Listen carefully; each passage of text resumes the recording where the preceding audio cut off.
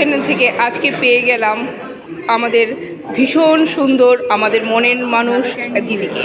দিদি, আপনি এই সিনেমাটা দেখতে এসছেন, দর্শক আসনে আছেন, কিছু যদি আমাদেরকে বলেন।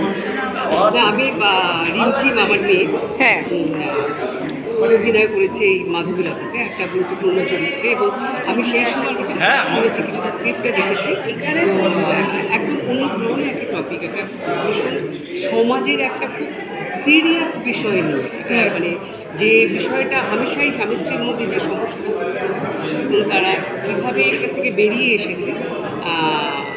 আশা করছি, এবং মানে ছবির পুরোটা তো আমি শেষটা অবধি জানি না ওটা কেমন, তো খুব আশা করি এসেছে এটা ভালো ছবি। মেয়ের অভিনয় দেখতে কেমন লাগে? সে তো ভালোই লাগবে, যে কোনো মায়ের ভালো লাগবে। মায়ের অভিনয় বেশি ভালো না মেয়ের অভিনয় বেশি ভালো? এই মা, এই ঠিক আছে, জানি না আমি। ওকে ওকে ওকে ওকে, ঠিক আছে ঠিক আছে, ওকে।